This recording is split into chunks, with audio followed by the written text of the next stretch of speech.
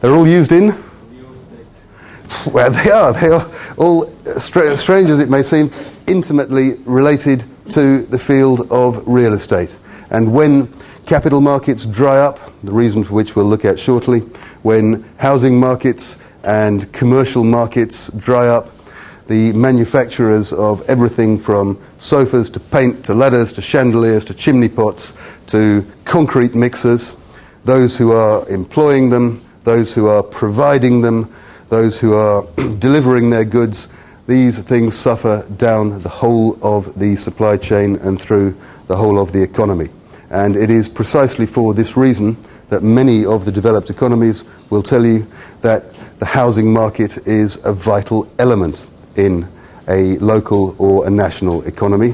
Not because they're creaming the stamp duty when the property transactions are actually being made, but new purchases, new build means all these things which are associated with a dwelling place and which you would not take or would not employ in your caravan were you to actually be living a true nomadic, a true roving lifestyle. To put this into some sort of global perspective, I'll get a bit serious in a moment, have no fear. I'd like you to look at this one. Now, in 2002, The Economist produced what was at the time a groundbreaking survey in which they looked at the 25 most developed economies in the world. By developed economies, they meant those with the highest GDP per capita above a certain threshold, and they sought to total up all the assets of those particular economies, taking out bank deposits, so cash in bank was not included, insurance reserves and human assets. Human assets meaning the value of yourself in the workplace, of course, and perhaps the value of the goods and chattels, the grandfather clocks and books which you have in your house. And they came to this conclusion that of a total estimated $115 trillion worth of assets, some 54% of these are in real estate, with the great weight of those in residential real estate. Is this figure surprising to anybody here? Why, sir? I would have thought that the residential property across the world almost half of the total assets. How can this be, or why should it be? All you have to do is to walk into any city, any urban landscape, and look around you.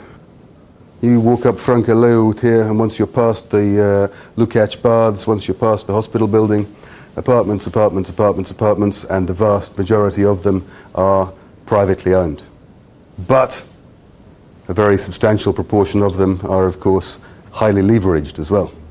And herein lies the rub, because a leveraged position, a mortgage in residential property, is also counted in this left-hand column.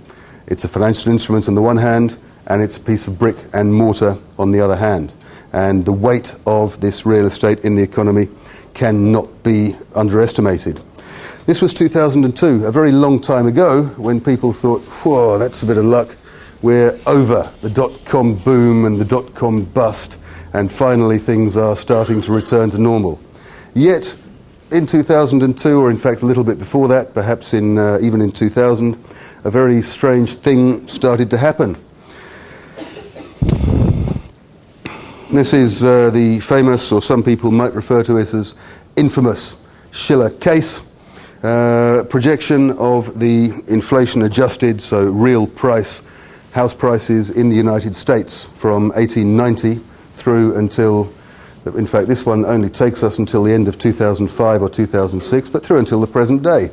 And with 1890 as our baseline, you can see that more or less, with a Great Depression period following the First World War and coming through the end of the Second World War, up until the mid or late 1990s, one can see a perceivable baseline, perhaps between 100, 110 for 100 years. The whole of the time these statistics have been kept, and yet from, let's call it 2000 onwards, something very strange started to happen. What was that something strange? And to project yourself forward into 2006, why should you have to pay, in real terms, twice as much for a piece of residential real estate as your father or as your grandfather did? Is there any possible logic in this?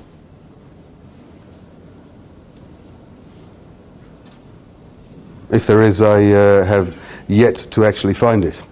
Again, another picture for you. I'm sorry about this. This effectively means that from 2002 to 2007, if one extrapolates these data, I'm a master at massacring statistics and making things look just as I need them to look, of course. But it means that we have added in 5 years, or well, we haven't added, we've actually taken away a 9% chunk of the global economy from somewhere else and shunted it into real estate.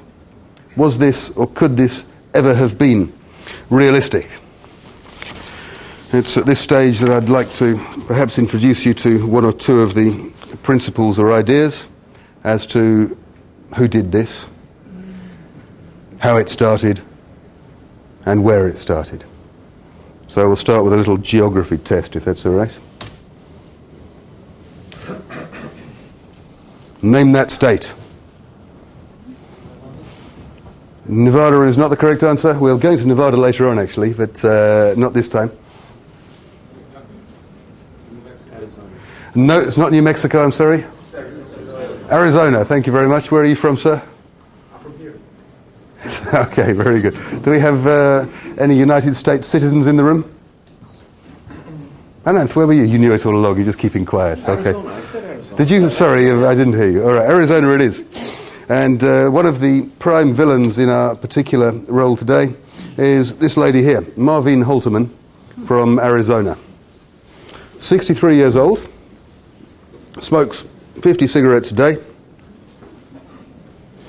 used to drink a bottle of vodka a day, but apparently has not touched a drop in the last 18 years. She's a great stepmother in her local community, or foster mother might be a better expression, and apparently at one time she was in trouble with the local authority for having 18 foster children living with her in her house.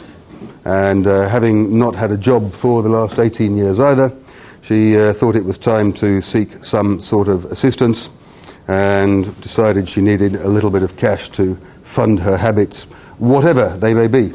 So what does she do? That's a picture of the interior and exterior of her house as at 2006, I believe.